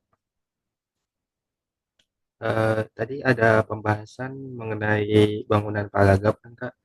Eh, biasanya di kalimat akhir itu kan ada kalimat transisi Kak. Apakah ada tips Kak untuk membuat kalimat transisi yang bagus gitu Kak? Biasanya saya selalu kesulitan untuk membuat kalimat transisi untuk menghubungkan dari paragraf satu ke paragraf lainnya Kak.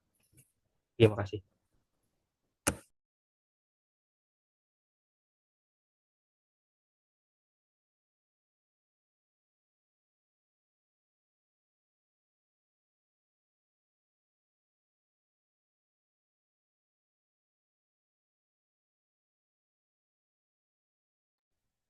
Suara Ibu masih ke mute, Ibu. Oke, oke, kalimat transisi. Saya tunjukkan ya.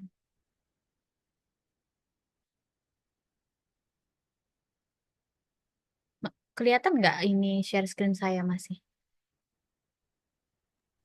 Nggak ada, Ibu. Oh, nggak ada. Ya, ya. Ya,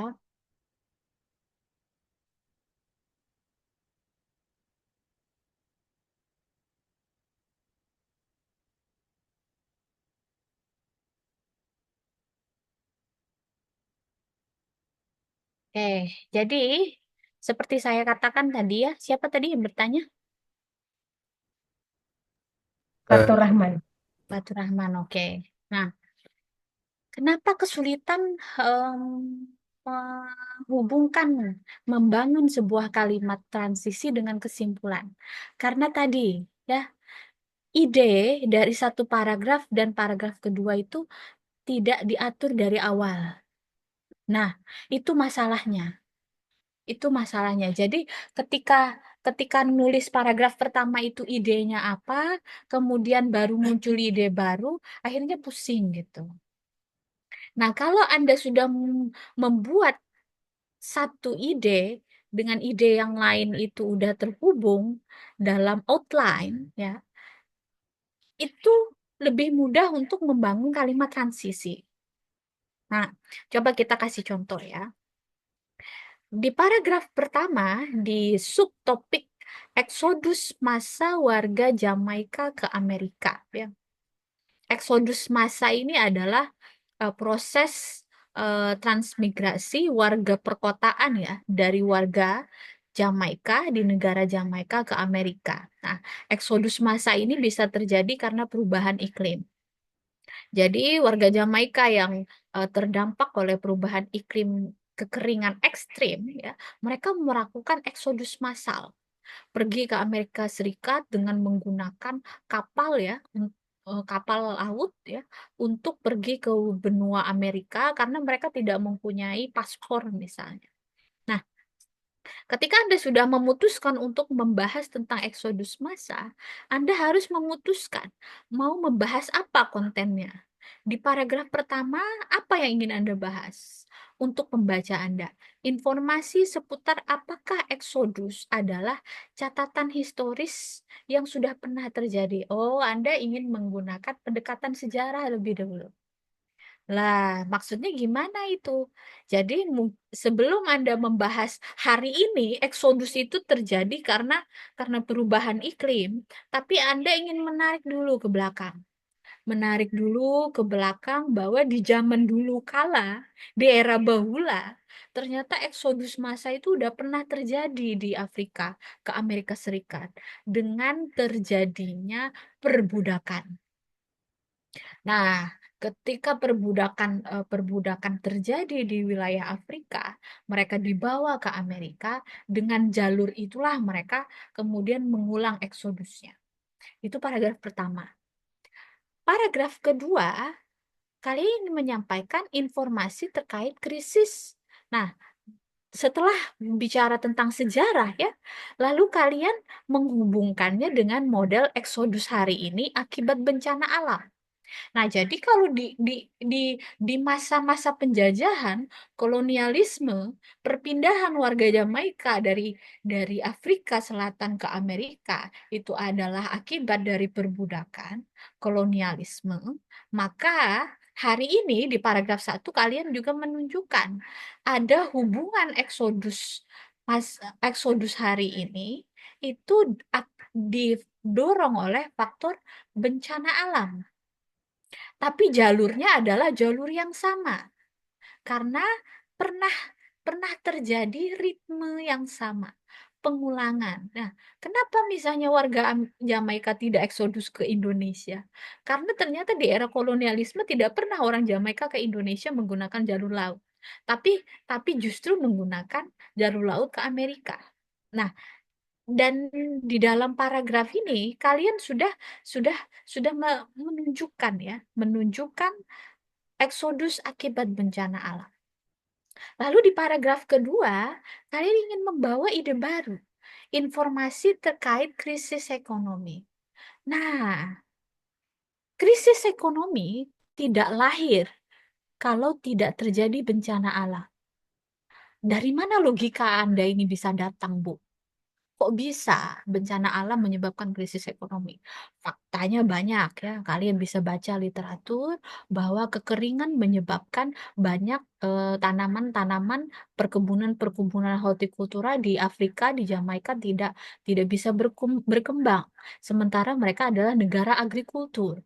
Ketika negara agrikultur tidak bisa menghasilkan surplus pertanian yang menjadi tonggak ekonomi, maka yang dihasilkan adalah krisis ekonomi.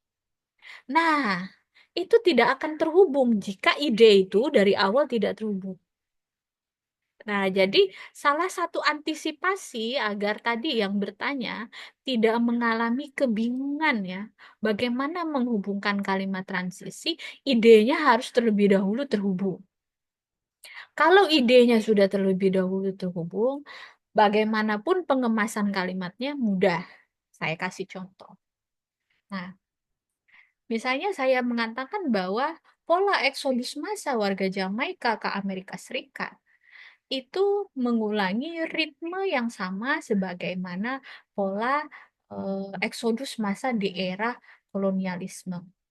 Dan hari ini pola tersebut kembali diulangi ketiga kalinya karena didorong oleh bencana alam. Oleh karena itu, misalnya ya, oleh sebab itu misalnya atau maka ya, model eksodus demikian pasti akan mempengaruhi tingkat perekonomian dan krisis ekonomi negara Jamaika. Nah, itu kan sudah bisa dikemas ya. Karena idenya sudah lebih dulu terbentuk. Baru Anda bisa memasukkan ke paragraf baru di paragraf kedua di kalimat pertama ide pokoknya. Krisis ekonomi di Jamaika akibat bencana alam, ya, itu kan udah terhubung tuh. Kalimat transisi, kalimat kesimpulan, dan juga ide baru dari paragraf kedua. Tapi kalau kasusnya adalah kasus baru dalam artian kalian tidak membuat outline ya, tidak ada outline seperti ini dalam sebuah tulisan kalian, lalu kalian gampang bagaimana cara menghubungkannya, maka yang paling bisa dilakukan adalah menentukan paragraf kedua ini, apakah dia idenya terhubung apa tidak. Jika terlalu mustahil, Anda jangan memaksa. Jika terlalu mustahil untuk menghubungkan ide pokok paragraf kedua dengan paragraf pertama, pilih yang mana yang mau diubah pesannya. Mau yang di paragraf kedua apa di paragraf pertama? Kalau misalnya krisis ekonomi tidak bisa dipaksakan berhubungan dengan bencana alam, ya ganti krisis multidimensional misalnya, ya. Nah, jangan dipaksakan. Yang penting yang dan dan outline ini juga tidak kaku ya, tidak kaku. Kalau misalnya outline ini juga bermasalah, silahkan Anda mengembangkan idenya. Kembangkan idenya. Sehingga ketika ide berkembang, pengemasannya pun juga bisa berkembang. Nah, gimana? Bisa nggak menjawab pertanyaannya? Udah terjawab apa belum? Jadi kalau misalnya bingung, kalau misalnya tidak sudah mengalami kebuntuan karena tidak bisa menghubungkan dengan ide, sebelum ide itu sudah tertulis panjang, coba difikirkan ulang, apakah masih ada data lain yang bisa digunakan untuk membangun paragraf baru yang lebih mudah data-datanya, kemudian lebih mudah argumentasinya dibangun, klaim-klaimnya dibangun. Nah, jadi menulis itu ya tidak selalu rigid dan kaku ya, tapi juga bisa fleksibel.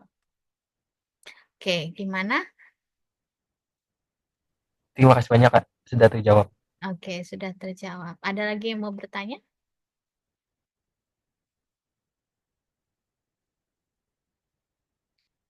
Kalau belum ada, saya mau nge-spill dulu ya untuk jadwal kita, mentorship kita. Jadi di tanggal 9, hari ini kan udah di tanggal 19 nih.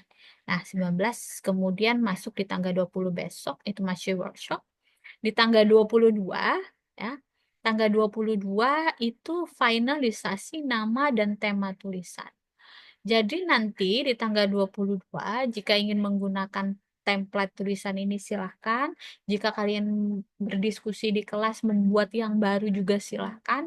Tapi listnya sudah harus diserahkan ke kami ya, agar kami tahu bahwa kalian sudah punya fiksasi tema dan juga nama-nama yang mengerjakan di tanggal 22. Lalu di tanggal 26 sampai di tanggal 27 itu sudah finalisasi outline tulisan. Nah, kenapa harus di finalisasi outline tulisan? Karena tadi ya, kita menulis itu perlu pedoman. Kecuali kalian udah expert, nggak perlu pedoman. Kalau udah nggak perlu pedoman ya berarti kami tinggal terima. Tapi kalau misalnya kalian masih memerlukan sebuah pedoman, kalian harus membuat outline. Outline itu harus kami terima di tanggal 26 sampai 27 April paling lambat ya. Paling lambat 26-27 April itu Sabtu dan Minggu. Kami memberikan waktu beberapa hari untuk memikirkan mau nulis apa sih, gitu ya.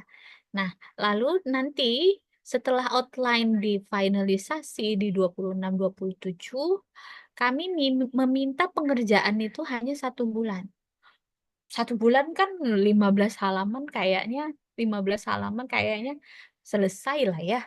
15 halaman aja. Nah, jadi kalau 15 halaman dalam 1 bulan, di tanggal 4 Mei itu kami minta finalisasi pembahasan dulu. Subtopik pertama. Jadi outline-nya sudah dibuat, maka ditulis dulu pembahasan subtopik pertamanya di tanggal 4 Mei. Kemudian di tanggal 11 Mei, ini paling lambat loh ya. Kalau ada yang gercep, silahkan. Nah, di tanggal 11 Mei, kalian mengumpulkan lagi di subtopik kedua. Tanggal 18 Mei, kalian mengumpulkan lagi di subtopik ketiga. Di tanggal 25 Mei, kalian mengumpulkan lagi di subtopik keempat. Ya, dan subtopik ini nggak kaku ya. Ini cuman pedoman sekali lagi. Kalau misalnya ada yang cuman pengen 2 subtopik aja silahkan. Ya, kita nggak terlalu kaku, tapi kita memberikan pedoman. Nah, kenapa kami memulai dengan isi? Karena isi tadi adalah breakdown dari temuan ya. Jadi analisis temuan itu kan ada di isi. Kalau sudah isi itu dibuat, maka mudah untuk kalian membuat kesimpulan. Untuk meringkas kesimpulan, untuk meringkas temuan, untuk meringkas analisis. Kalau kalau ada yang pengen dibantu ChatGPT setelah menulis 4 subbahasan silahkan. Tapi jangan ditelan mentah ya.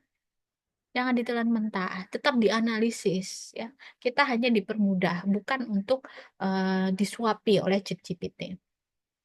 Jadi nanti setelah finalisasi pembahasan di tanggal 31 Mei saya sudah meminta finalisasi pendahuluan dan penutup. Nah, tadi ya karena hanya 15 halaman, jadi ini harus betul-betul diatur berapa jumlah halamannya. Pendahuluan jangan lebih dari 2 halaman ya. Kalau mau lebih ya silahkan, tapi nanti bingung mengembangkannya mau panjang lebar lebar apa gitu ya. Nah, jadi pendahuluan kadang-kadang eh, pendahuluan yang nggak terlalu panjang itu yang penting padat, kaya dan bagus terstruktur itu itu lebih baik daripada pendahuluan yang bertele-tele ya.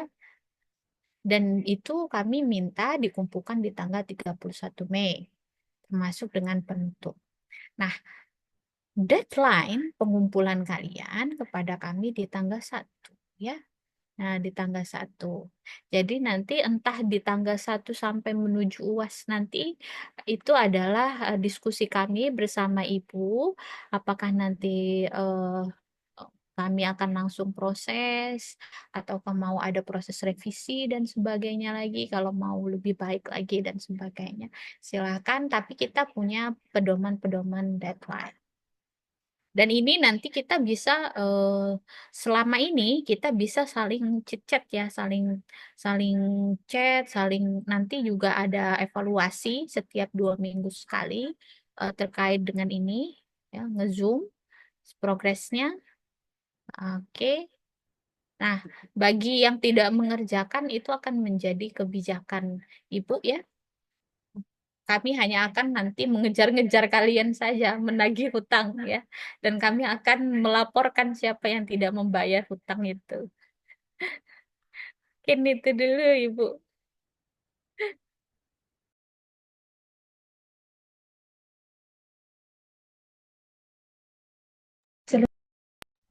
Mantap Ibu, keren banget dah pokoknya.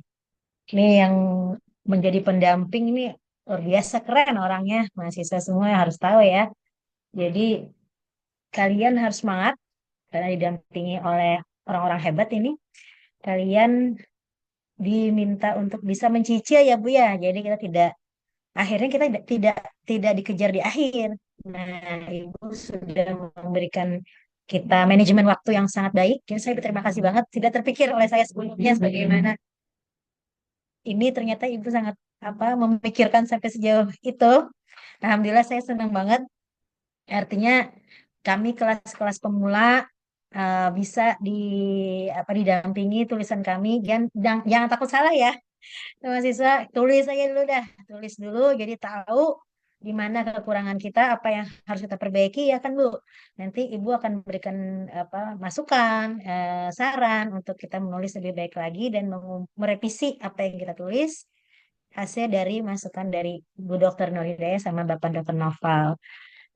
Tolong dipatuhi ya timeline-timelinenya. Nanti Ibu bisa kasih kami link pengumpulan, misalnya ada Google Form atau hal apa yang bisa memudahkan Ibu juga untuk mendata. Masih tetap saya pantau juga Ibu. Mudah-mudahan saya kejar-kejar juga karena memang apa tidak seperti makalah biasa ya mahasiswa semua. Apa yang kita lakukan ini sangat-sangat berkualitas, sangat-sangat keren, sangat-sangat luar biasa dan memang perlu effort yang lebih dari yang misalnya semula kita hanya kenal tinggal copas dari Google, masukkan seenaknya. Nah, seperti itu sudah mulai dihilangkan, sudah diganti dengan cara-cara yang memang lebih ilmiah, lebih yang benar dan proses ini sangat baik. tidak hanya untuk dinikmati saat ini tentunya ya kan Bu. Mereka nanti ada yang melanjutkan sampai S1, S2, bahkan ada mahasiswa saya yang S3 Ibu, yang semula diploma 3, jadi sekarang malah jadi dokter juga. Jadi tidak menutup kemungkinan untuk mencapai pendidikan setinggi-tingginya, dan ini akan menjadi bekal besar untuk kalian semua gitu. Jadi tidak hanya sesaat. Nah, saya senang Bu kalau melakukan sesuatu itu efeknya jangka panjang. Tidak hanya di kelas sudah selesai, nilai keluar selesai, goodbye, tidak seperti itu. Jadi mudah-mudahan mahasiswa juga merespon ini dengan sangat baik, menanggapinya dengan semangat, jangan takut keliru atau salah dalam mengerjakan. Yang penting tulis dulu aja ya. Kita lakukan yang terbaik yang kita mampu sesuai potensi yang kita punya. Eh, dengan adanya deadline, tentunya kita menjadi lebih termanage dengan baik karena ada waktu-waktunya. Kalau ada yang mau ditanyakan, nanti dari mahasiswa bisa menghubungi kemana Ibu? Apakah nanti dibikinkan grup khusus per kelas yang ada Ibu atau yang seperti apa? Atau nanti disediakan atau nanti langsung di Zoom aja berdiskusinya atau seperti apa? Kami siap. Nanti kami fasilitasi kembali untuk bergabung. Terima kasih banyak saya Ibu. Luar biasa Ibu. Pokoknya saya eh gimana ya, speechless. Speechless. Harapan besar saya untuk anak-anak muda kita bisa tampil membawa mindset baru di dunia pendidikan, walaupun kita masih semester 4 ya Bu, semester 4. Model ini besar untuk masa depan mereka, dan mudah-mudahan inspirasi ini akan berkembang Ibu. Saya berharap tahun depan akan ada lagi generasi berikutnya, adik kelas yang tentu saya dorong lebih baik lagi dari kakak tingkatnya, dan semoga juga akan melebar lagi kepada dosen, melebar lagi ke mahasiswa lain, dan menjadi efek yang resonansinya udah kemana-mana. Mudah-mudahan dari hal sederhana yang kita awali dengan Bismillah, dengan izin Allah, dengan restu dari orang tua, dan mudah-mudahan kalian nih mahasiswa long weekend masih bersedia hadir Ibu. Alhamdulillah saya senang banget. Memang ada mahasiswa yang tidak hadir karena lomba Ibu, ada yang lomba sekarang, lomba tingkat lokal di tingkat Kota Madia. Mas izin sama Ibu, izin sama saya tadi latihan pemanasan, nanti sore lombanya dan sebagainya. Jadi mungkin ada yang tidak hadir. Jadi nanti misalnya tidak hadir, mereka biasanya juga konfirmasi dengan saya. Kalau nanti ada Zoom-nya yang terekam atau dipublikasikan oleh APSK, nanti bisa di belajar ulang ya. Biasanya APSK ini rajin banget untuk mempublikasi, jadi bisa belajar kembali. Saya bisa mengulang-ulang terus materi gitu. Jadi tidak menjadi alasan kalian akhirnya lupa. Ada Bu yang menyampaikan ke saya, Ibu, saya mungkin paham saat di tempat yang ada pemateri. Tapi setelah pematerinya nggak ada, berakhir saya ngeblank. Sama aja saya bilang, saya juga demikian. Artinya kita harus buka lagi pelajaran, perdalam lagi, coba, nanti nggak bisa buka lagi, saya juga belajar, saya bilang begitu. Jadi tidak bisa satu kali dengar langsung paham semuanya karena kita bukan pakar, saya bilang begitu. Kan ada ibu yang mencet saya begitu, kayak udah pesimis duluan, kayak mampu nggak sih saya gitu. Jadi memang perlu dorongan yang besar banget Ibu dari kita untuk mahasiswa, meyakinkan mereka mereka bisa. Alhamdulillah dengan manajemen waktu, pengelolaan dari Ibu APSK yang luar biasa bagus. Luar biasa Bu, luar biasa, saya acung jempol Bu dari tadi rasanya Bismillah nih, berhasil apa yang saya impikan. Prestasi ini bukan buat saya, buat mahasiswa semua. Nggak ada yang buat saya pribadi, nggak ada. Saya hanya memfasilitasi, nanti prestasinya mahasiswa yang dapat, mahasiswa yang dapat wawasannya, mahasiswa semua yang mendapatkan, merasakan hasilnya, mungkin tidak mengerti sepenuhnya hal itu saat ini, tapi nanti saat sudah S1, sudah S2, mereka, wah ternyata ini yang dimaksud oleh Ibu Lea, pantesan Ibu Lea kok ini banget sama kita ya. Seperti itu. Mudah-mudahan Ibu, terima kasih sekali lagi Ibu ya. Pak Nova, Dokter Nova, terima kasih. Dokter Hidayah, terima kasih. Mahasiswa, kalau ada pertanyaan dan sebagainya, jangan segan nanti ya disampaikan. Ini kita masih baru perkenalan awal. Mudah-mudahan nanti di part selanjutnya kalian bisa lebih berdiskusi lebih baik lagi. Jangan takut kalau misalnya ada yang tidak paham versi kita yang kok ini kita nggak paham-paham, tanyain aja karena beliau-beliau ini baik-baik semua. Jadi kalian tanyakan eh, sampai kalian bisa memahami yang dimaksud dan yang bisa membuat sesuai yang diinginkan untuk template buku dari SBN. Terima kasih sekali lagi Bu. Terima kasih banyak. Assalamualaikum warahmatullahi wabarakatuh. Waalaikumsalam. Baik, itulah acara kita pada sore kali ini. Nanti saya di layout aja ya. Nanti ketemu saya nanti di editing saja. Sebelum ditutup, marilah kita berdoa menurut agama dan kepercayaan kita masing-masing. Berdoa dimulai.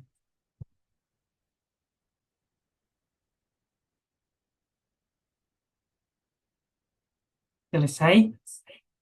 Sebelum kita berpisah, bisa on kamera bentar untuk kita press release ya, untuk dokumentasi.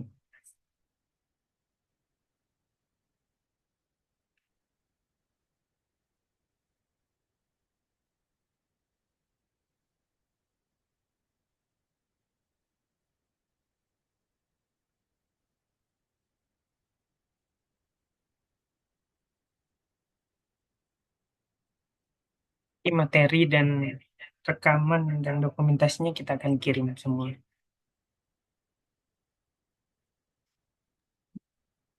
Terima kasih Bu Lea. Eh, saya juga sangat bangga ya, sangat mengapresiasi kalau kalau ada dosen yang seperti ini dan ini menjadi pembelajaran sebenarnya untuk kami ya, untuk lebih lagi menggembleng mahasiswa-mahasiswa kami ya.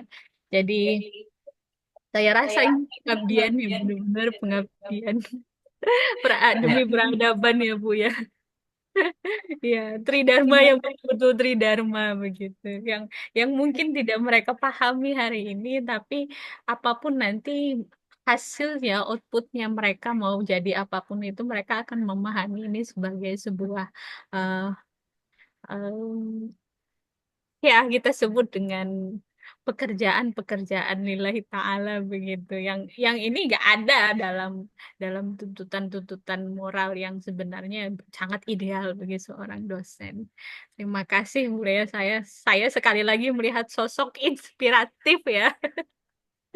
Ya, inspirator dan inovator sekaligus ya. Sekaligus yang ya, tentu tentu dosen-dosen seperti ini diperlukan oleh kita orang-orang di Kalimantan yang mendorong mahasiswa-mahasiswa kita agar mempunyai daya saing yang kompetitif dengan mahasiswa di luar. Ya, terima kasih banyak Mulia. Saya doakan selalu sehat, panjang umur, murah rezekinya sehingga selalu bisa mendorong mahasiswa dalam pekerjaan-pekerjaan ilahiyah seperti ini. Ya, baik, saya hitung dulu. Dibuka kameranya. 1, 2, 3.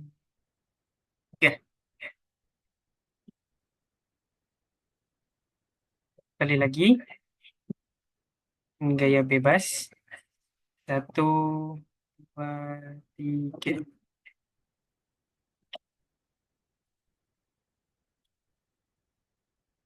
Oke, aman. Itu saja kelas kita pada sore kali ini. Saya tutup. Assalamualaikum warahmatullahi wabarakatuh. Selamat sore. Waalaikumsalam warahmatullahi wabarakatuh. Selamat sore. Warahmatullahi wabarakatuh. Terima kasih Ibu, terima kasih Bapak, terima kasih.